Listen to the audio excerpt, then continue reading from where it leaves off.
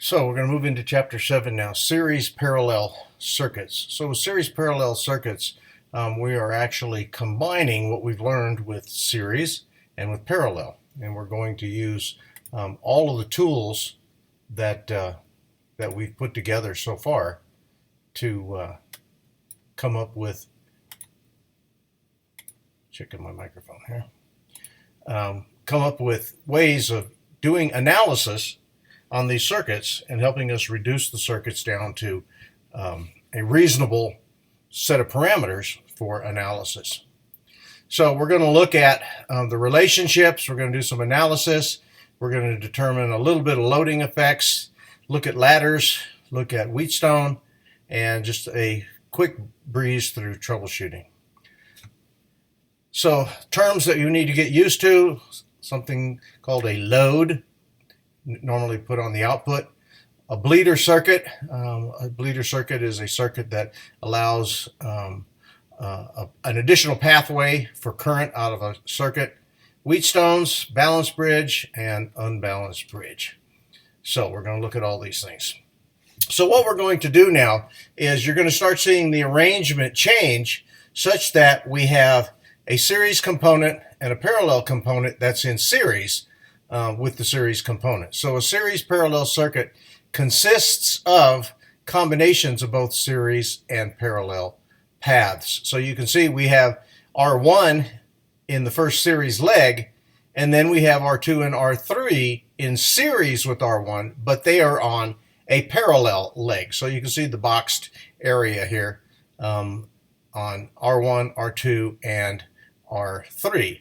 And if we look at the description here in C, we can see that we have current that flows into the node, splits into two separate currents, and then comes back out of node B in this case, and then through R1. So we're going to look at using all of these parameters to help us solve for values and analyze the circuits. So if we look at the first circuit, we see we have R1, R2, and R3. Now, in the next example here, we've got an R4. We have added R4 into the series leg and connected it in series to the two parallel resistors, R2 and R3. So we can see that R1 and R2 are summed together like they naturally do in a series circuit, but then the R2-R3 relationship forms a parallel relationship with R1 and R4. So what we need to do in every case is, as we go through here, we need to look at the circuit, do an analysis of it, and determine which components can we combine together and determine if they are in a series combination or a parallel combination. So now you can see by this example we've added R5 in series with R2, but it becomes a series relationship, R2 plus R5, in parallel with R3. So when we put that together, then we have the parallel relationship, which we use our 1 over the resistor values, and then we add it by just summing R1 and R4. In the next example here, we've added an additional resistor in parallel with R1 and R4.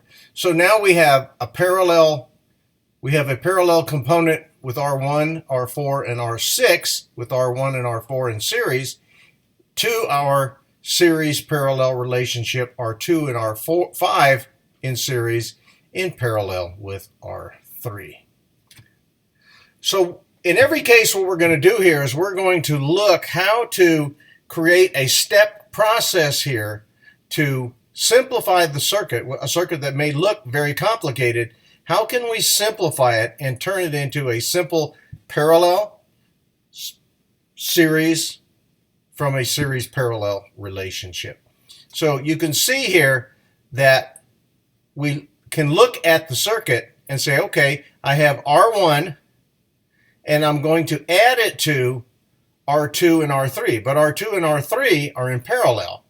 And then we're going to add the new equivalent R2 and R3, which we could call R equivalent, to 4. And so this becomes in series, this becomes in series, and this becomes in series. Okay? So it's just a matter of trying to simplify each portion of the circuit into something that's much easier to manage. Okay, in this one, what you have to start doing is looking at where the common nodes are. Although the circuit may be drawn so that everything is spread out, so that the technician looking at the circuit may be able to analyze the circuit, and we have a way of maybe putting values and other notes in here, the circuit really becomes very simplified by first looking at, as I said, where are the common nodes. So if we look at this node between R2 and R4, and this node between R3 and R5, we can see in the next example that it really does simplify very easily. You know, if we could pull this node on top of that node, we would have the same relationship.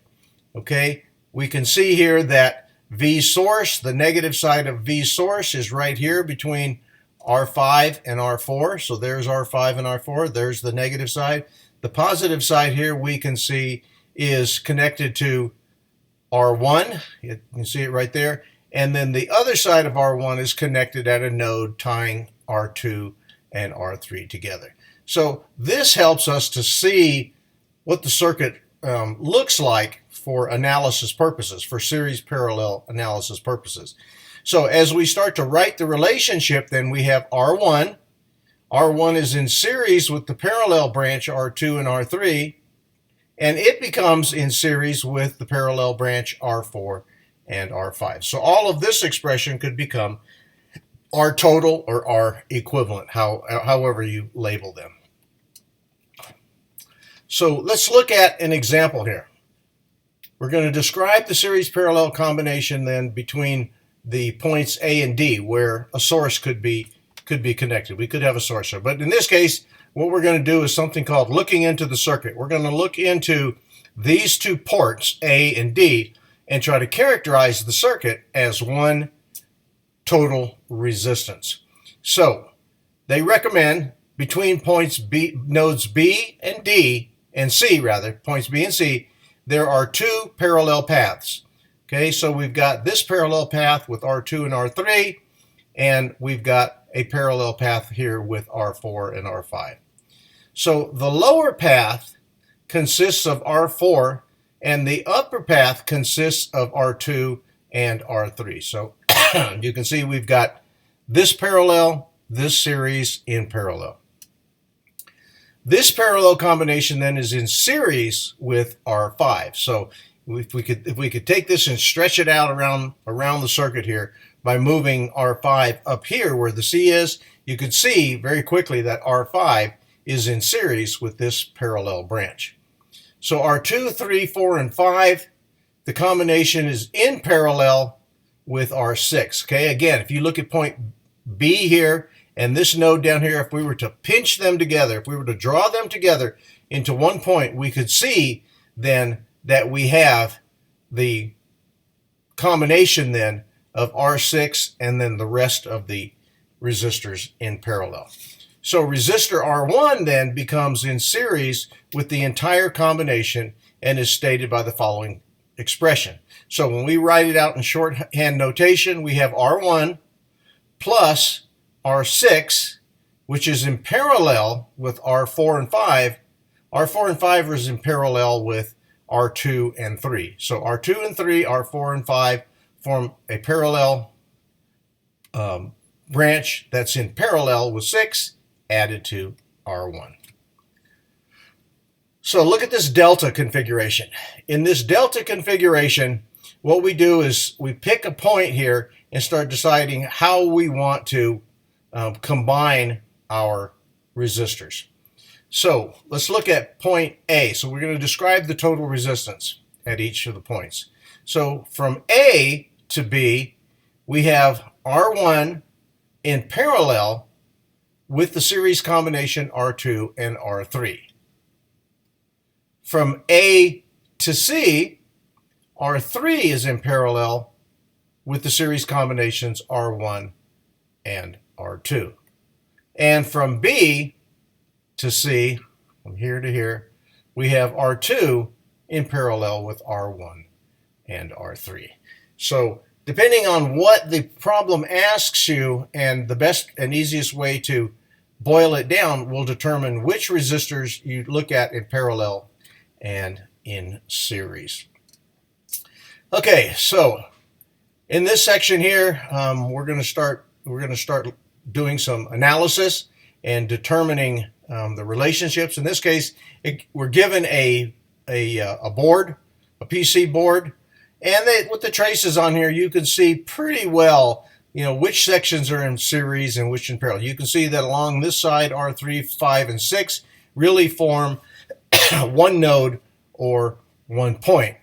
Okay, and we can see that R5 and R6 is really in parallel with this point here, where this would be a node. So the thing to do is look at the relationship as a schematic and start doing your analysis. So let's go ahead and stop here because this one's going to get complex and it will take us a while.